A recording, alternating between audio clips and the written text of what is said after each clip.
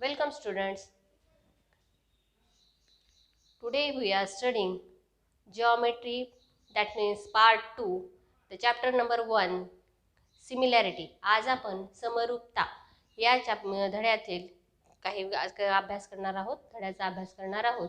तर त्यामध्ये सुरुवातीला तुम्हाला आता ही संकल्पना माहित असण्यासाठी आधी तुम्हाला एकरूपता, दॅट मीन्स कॉन्ग्रुएन्सी हे माहित असायला हवं. कॉन्ग्रुएन्सी म्हणजे काय तर two figures which are exactly equal, दोन आकृत्या हा एकदम समान आहेत, that will call as a congruency. And what about the similarity? We have studied it in 9th class. आपण ह्या 9वी मध्ये अभ्यास केलेला आहे.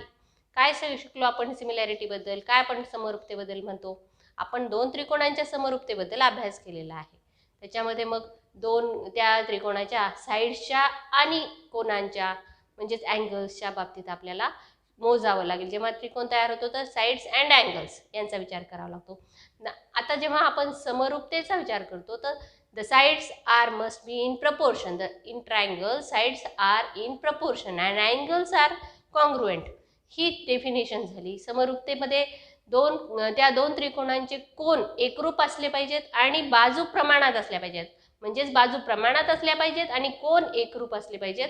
ह्या दोन कंडिशन्स अटी समरूपतेसाठी पुरेशा आहेत. त्याच्या पुढे जाऊन आपल्याला बघायचं आहे ते 10व्या वर्गामध्ये या दोन त्रिकोणांच्या मध्ये अजून काय नियम आहेत, या दोन त्रिकोणांच्या समरूपतेमधून अजून आपल्याला काय गुणधर्म दिसून येतात हे आपल्याला सिमिलॅरिटी या चॅप्टरमध्ये बघायचं आहे.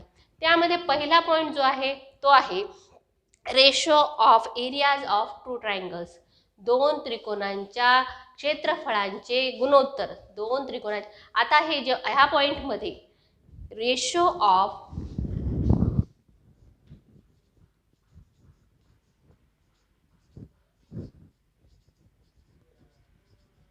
एरियाज ऑफ टू ट्रायंगल्स हा गुणधर्म बघताना आपल्याला समरूपता घ्यायची नाही. यामध्ये समरूपता नाही. कोणतेही दोन त्रिकोण, कोणत्याही प्रकारचे लघुकोन त्रिकोण, विशाल कोन त्रिकोण, कोणत्याही प्रकारचे दोन त्रिकोण घ्यायचे आहेत. तर ह्या दोन त्रिकोणांना धरून रेशो गुणोत्तर आपण जनरली गुणोत्तर कसं लिहितो, दोन अंक समजा ए आणि बी हे घेतले तर ए अपॉन बी असं लिहितो आणि ह्याचं सममूल्य एम अपॉन एन असं घेतो. सममूल्य एम अपॉन एन आहे असं गृहीत धरूया. That means which can be written as M as to N. आता आपल्याला जेव्हा बघायचंय ratio of areas of two triangles तर त्याच्यासाठी आपल्याला दोन त्रिकोणांची आवश्यकता आहे. ते कोणत्याही प्रकारचे असू द्यात, लघुकोन, विशाल कोन त्रिकोण, कोणत्याही प्रकारचे. Let us see what about the ratios of two areas of two triangles. याच्यामध्ये जर आता बघितलं तर आपल्याला बेसिक पहिल्यांदा माहित पाहिजे की त्रिकोणाचे क्षेत्रफळ याचं जे सूत्र आहे जे आपण जवळजवळ 6वी 7वी पासून बघत आलेलो आहेत. तर area of triangle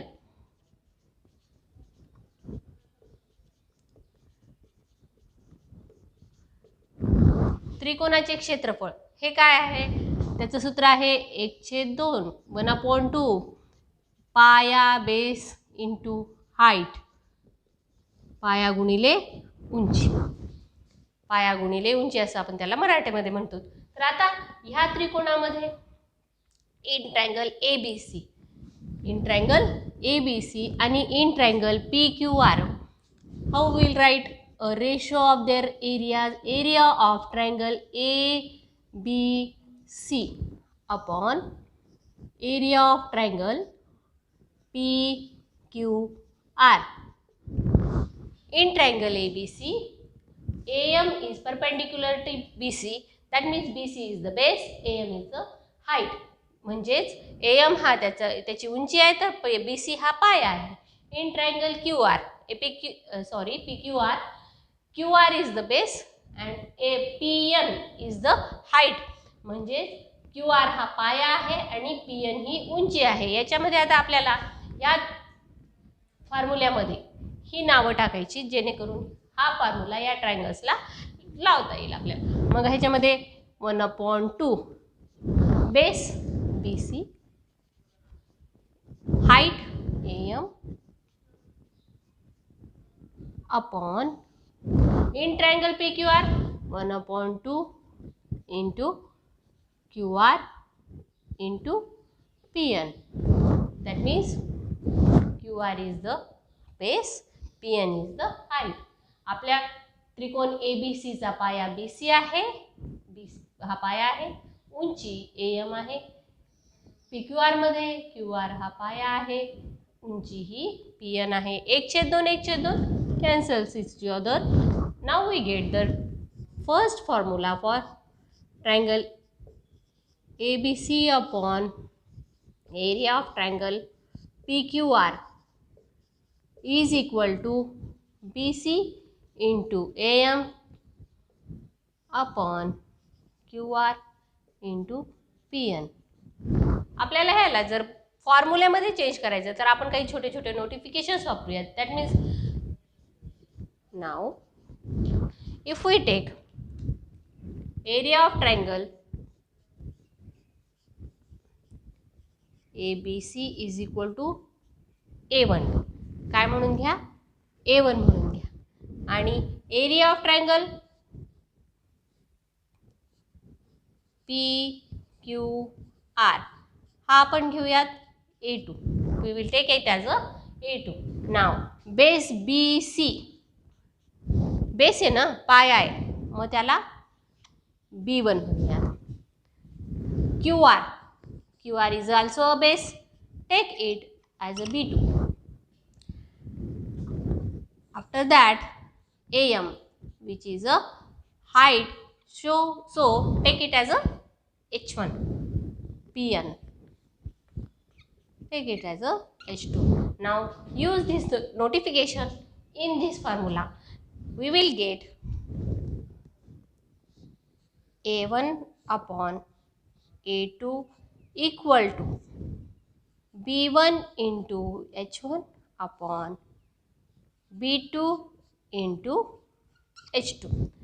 This is our first property which gives us the ratio of areas of two triangles.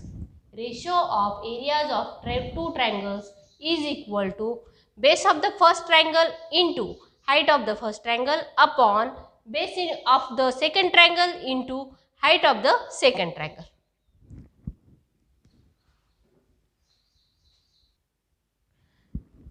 This formula gives us, that means the ratio of two areas of two triangles is equal to the product of bases into their corresponding heights. Now the condition number 1, अट पहिली जेव्हा आपण बघतो तर ती काय आहे, if the heights of two triangles are equal, then जर दोन त्रिकोणांच्या उंची समान असतील तर आपल्याला काय, आता परत त्याच ह्याच्या सूत्राकडे वळायचे. त्रिकोणाचे क्षेत्रफळ बरोबर व 1/2 गुणिले पाया गुणिले उंची. मग याचप्रमाणे जेव्हा आपण पहिल्यांदा बघितलं होतं ह्याच्या आधीच्या भागामध्ये, ह्याच्यामध्ये बघितलं सूत्रामध्ये, तर ते कसं होतं, area of triangle ABC is equal to BC into AM upon area of triangle PQR is equal to QR into PN. आता थोड्या वेळापूर्वी आपण नोटिफिकेशन जे वापरले होते तेच वापरूयात. फक्त आता काय येणार आहे, H1 is equal to H2, कारण हाईट सेम आहेत, उंची समान आहेत त्रिकोणाच्या. H1 equal to H2, we will take it as a H. आपण ते हाईट H म्हणून घेऊयात. मग यामध्ये आता जेव्हा आपण area of triangle ABC A1 टाकूयात, area of triangle PQR A2 टाकूयात, इज इक्वल टू, पाया वेगळा वेगळा आहे, तिथं आपण कोणतंही नोटिफिकेशन बदललेलं नाही, बेस B1 गुणिले इंटू AM मात्र आता असणार आहे H upon B2 into H. इथं आपण बघतो एच एच कॅन्सल होतोय आणि म्हणून आपल्याला A1/A2 is equal to B1/B2 मिळते. हा आपला दुसरा कंडिशन आहे.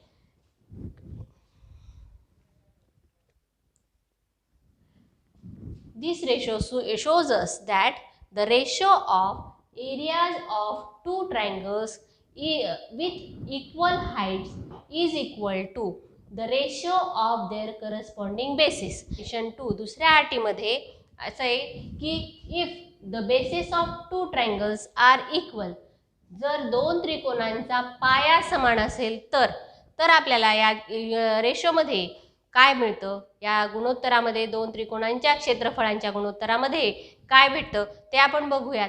म्हणजे पहिल्या भागामध्ये जसं आपण बघितलं होतं की area of triangle ABC is equal upon area of triangle PQR is equal to base into height upon base into height. Now in triangle ABC, BC is the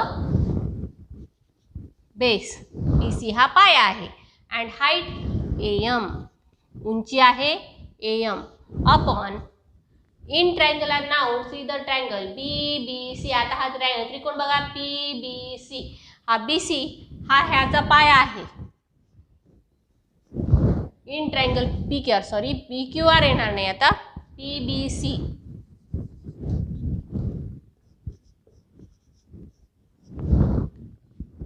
In triangle PBC, BC is the base and PN is the height. BC हा पाया आहे आणि PN ही उंची आहे. तर यामध्ये आता तुम्ही बघताय BC हा समान असल्यामुळे आलं कट होऊन जातो. मग आपल्याला फायनली काय मिळतंय, area of triangle ABC upon area of triangle PBC is equal to AM upon PN. आपण काही नोटिफिकेशन्स ठेवलेली आहेत जनरल करण्यासाठी, तर ती आहेत. मग त्याप्रमाणे जर आपण करायला गेलो तर हा आहे A1 upon A2 is equal to हा आहे आपला H1 अपॉन H2. तर दोन त्रिकोणांच्या क्षेत्रफळांचं गुणोत्तर आता आपल्याला अशा प्रमाणे मिळतं.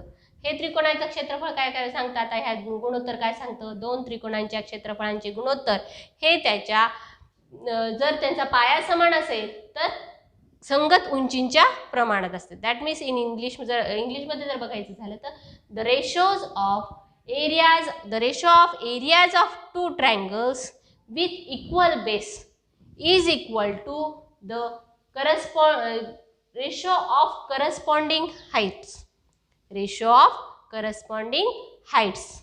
Now we study about the activity which is given in the book. Fill in the blanks by property. आपण जे गुणधर्म शिकलो आहोत त्यांचा वापर करून ह्याच्यामध्ये आपल्याला या रिकाम्या जागा भरायच्या आहेत. आता ह्या त्रिकोणामध्ये जर area of triangle ABC is equal upon area of triangle APQ, आधी आपण या त्रिकोणांचं निरीक्षण करूयात. तर ABC हा तो ट्रायंगल आहे आणि APQ हा एक ट्रायंगल आहे. आता ह्याच्यामध्ये जर बघितलं तर BC is the base, BC हा पाया आहे. कोणत्या ट्रायंगलचा, ABCचा. BC हा पाया आहे आणि उंची perpendicular drawn from the vertex to the opposite side.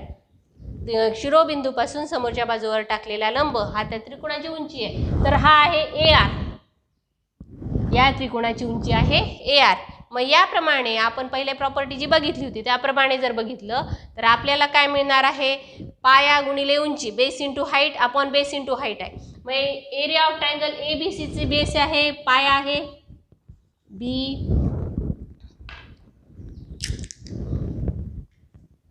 BC and height AR.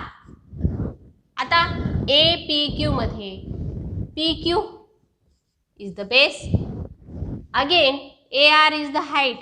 बघा आपल्याला दिसतंय की height is equal in both triangles. समान आहे, उंची समान आहे, मग यामध्ये उंची कटून जाईल, आपल्याला शेवटी मिळेल BC अपॉन PQ. क्षेत्रफळांचं गुणोत्तर त्याच्या पायाच्या प्रमाणात आलेलं आहे. दोन त्रिकोणांच्या क्षेत्रफळांचे गुणोत्तर हे त्यांच्या पायाच्या प्रमाणात आलेले आहेत. The ratio of areas of two triangles when the height is equal to the ratio of corresponding base. आता आपण ही दुसरी ऍक्टिव्हिटी जर बघितली तर इथं बघतोय आपण MN ह्या त्रिकोणामध्ये LMN या त्रिकोणामध्ये MN हा याच पायावर आणखीन एक त्रिकोण उभा आहे DMN. MN ही बाजू दोघांमध्ये पण आपल्याला सामायिक दिसते, पण उंची मात्र आता जर आपण perpendicular drawn from the vertex to the opposite side जर आपण LMN मध्ये बघितलं तर LP आहे आणि इन ट्रायंगल DMN DQ आहे. मग आता याप्रमाणे आपण जसं बघितलं की पाया गुणिले उंची आपण पाया गुणिले उंची, तर ह्यामध्ये in triangle LMN base is MN and its height is LP. In triangle DMN base is MN and height is DQ. MN सारखे कटून जातील, मग आपल्याला काय मिळणार आहे LP. ही आपली ratio of areas of two ट्रायंगल्सची दुसरी कंडिशन इथं फुलफिल झालेली आपल्याला दिसते. जर बेस पाया समान असेल तर त्रिकोणांच्या क्षेत्रफळांचे गुणोत्तर हे त्याच्या उंचीच्या प्रमाणात असते, संगत उंचीच्या प्रमाणात असते. If the base is equal then the ratio of areas is equal to their corresponding heights, the ratio of their corresponding heights. तर हे आपल्याला इथपर्यंत माहीत असायला पाहिजे. आता आपण तिसरी ऍक्टिव्हिटी घेऊयात. या कृतीमध्ये in this activity if we observe the figure CMBAB,